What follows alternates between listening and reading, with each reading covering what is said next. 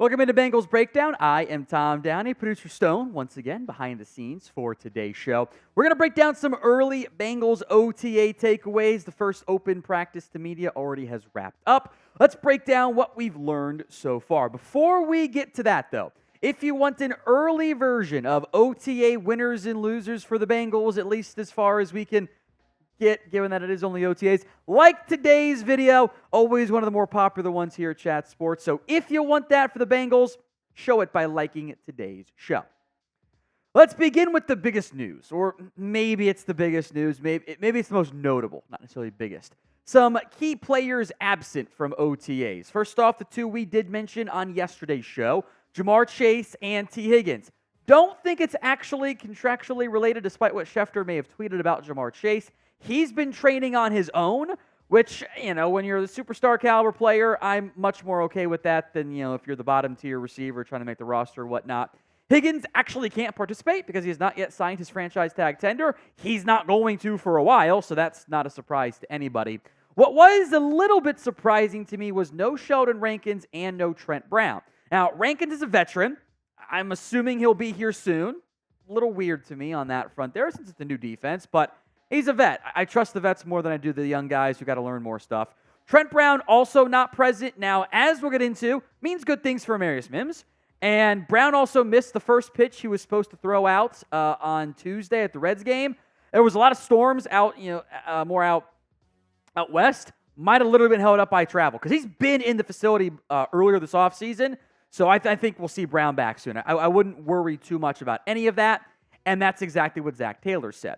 On Higgins and Chase in particular, they are still working hard elsewhere, and they'll be back at the right times. And the beauty is we know those guys. We know what they're about, and that they'll be ready and focused when it's time to come back.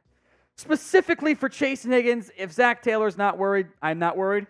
Now, to a certain extent, he would never say he's worried. It's not how coaches do business. Also is worth mentioning, these workouts are voluntary. In an ideal situation, yes, I want them there, because you'd rather them be there than not there. In terms of how impactful it is, it's more near the bottom. They don't show up to minicamp, maybe more so Chase than Higgins. Different conversation. This should not set back the development of the offense at all. They're doing new things. They're doing more play action. They've mixed in some more RPOs, which I find very interesting. Chase will be fine. I'm not worried about that, frankly, at all. Let's go to the defense here. Vonn Bell, although there has been some Jordan battle with the ones, and the coaches always say, don't read too much into it. No, we're going to read into it. Because you're doing the first 7-on-7, first team drill stuff. Your ordering is not random. All right? That's why you're not, if he was healthy, it's why you're not tossing Tyson Anderson out there, right? Come on now. Vonn Bell back out there, and I think the players and teams kind of like that a decent amount. Here's what Hilton said on Vonn Bell being back there. For me personally, having that extra voice at my rear takes a lot off my shoulders, lets me settle down and play my game. Another voice who knows the system and knows how to win. Once the football gets thrown around, it gets you going. But you could just tell from our first snap, our communication is where it needs to be. I do not think the specific mention of communication is an accident. It was a major issue last year. It's why Dax Hill is now at corner. It's why they added Geno Stone and brought back Vonn Bell, because it cost them next nothing because of the way the offset language in his contract work. You're basically paying him the vet minimum. It's a great vet value signing. And Bell is someone that defensive coordinator Lou Anarumo fully trusts. And I think if the Bengals could do it over, they wouldn't have let both safeties walk last year. I think that led to way too many problems. That's not to say we should totally write off Jordan Battle quite yet. I don't think that is the case. I think if the season began today, Vonn Bell would be out there starting. Season does not start today, though. Season does not start for months. So that is a battle that we will have to monitor. I didn't mean to make the pun. I'm sorry. Pick a strong safety to start for me. Who do you think week one lines up, because Geno Stone's going to start, barring injury, alongside Geno Stone? V for Vonn Bell, J for Jordan Battle. Go vote at the pin comment of today's show. The stats last year, in fewer games for Vonn Bell, but also the snap counts still kind of favor Bell because Battle didn't play until full-time a little bit later in the season. It's even enough, I guess. Battle's numbers are more impressive. 4 TFLs, 5 pass breakups, 71 tackles. It's impressive play, frankly, from what the Bengals got out of Jordan Battle in 2023. For a coach in Lou Anarumo who does not like playing young guys, especially first-year players, thought Battle played pretty good in the 7 starts he got. Vonn Bell, though, although I think the decline has set in for him, the numbers reflect that over his last 4 seasons. I think this team, to an extent, needs stability in the back end. They really had that necessarily. Adding that to, or with Bell, I should say, I do think matters a pretty good amount. More OTA takeaways to come, including some on Amarius Mims, and you can get his jersey by going to chatsports.com/Amarius Mims. Link will be in the comment section and the description of today's show. He is rocking number 71, and as we'll get into, pretty good buzz coming from him, I should say, around him, maybe, from Bengals OTAs. Get the rookie jersey today, chatsports.com/Amarius Mims. Let's go to Dax Hill, and this was kind of the expectation, guess, whatever. I still have my thoughts on the overall cornerback room we'll get to here in a second. But Dax Hill is working at outside corner in particular. With the addition of Geno Stone and the addition of Vonn Bell and the retention of Jordan Battle, the Bengals decided Dax Hill can't play safety for us. We got to put him somewhere else. He will now compete and fight for the cornerback 2 spot, the starting spot opposite Cam Taylor-Britt, alongside another former Michigan corner in DJ Turner. Now, I think Turner, much like Bell, has the leg up early on. So we can safely consider Dax Hill the underdog in this particular battle to be a starter at outside corner. That does not mean it's over and Turner's going to win the job no matter what. In fact, from a draft pick investment standpoint, Bengals might rather it be Dax Hill because they spent a first rounder on him. Turner was a second round pick. I think that Turner ends up winning this job because I'm honestly not sure if Dax Hill can hang at outside corner. I still wonder, but if all 3 of Mike Hilton, Dax Hill, and even DJ Turner are actually best at nickel. That might be their best spots. And maybe the Bengals' plan is this: the winner of the Hill-Turner battle gets to be the outside corner. Assuming that guy plays well, he stays out there. And then next year, when Mike Hilton might not be back, other guy goes in there at nickel, and the Bengals add another player to help kind of fill out that cornerback room.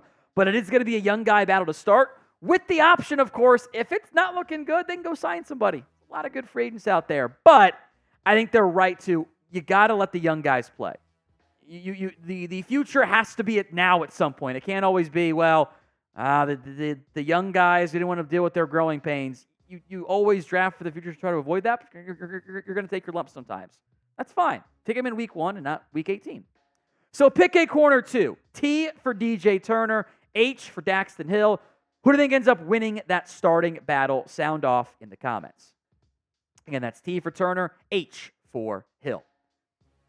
Next up on the Bengals OTA takeaways, Amarius Mims is getting work with the ones, and I think Mims being out there and Trent Brown being absent is a positive overall for Cincinnati. Now, at some point, make no mistake, I do want Trent Brown out there. Don't get me wrong on that front.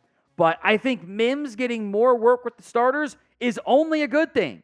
It is a matter of when, not if, the Bengals make the move to the first-round pick at right tackle. That could be week 1, it could be week 18, it could be week 13 if there's injury or midseason switch, whatever. Could be next year. Mims is the future at right tackle. And if he can play well, if it's close, you go with the young guy. That's what we're going to be doing in College Football 25, right? Because we're all going to buy that game. If the freshman is just a little bit worse than the junior, you're playing the freshman. Get him the experience. Make him better because he'll be there longer term. So I have no issues with Trent Brown not being there. In fact, I can totally spin it into that's actually a good thing in the end for Cincinnati. Now, I thought kind of a very funny note from Trags here. Amarius Mims filled in for Trent Brown throwing the first pitch for the Reds-Cardinals game on Tuesday. Again, he mentioned travel logistics. Brown has been in the facility previously in the offseason, so maybe he was just delayed or whatever. A lot of responses of, not the first time Mims will replace Brown. It is not. Which got me thinking, or at least producer Stone, because he came up with the question.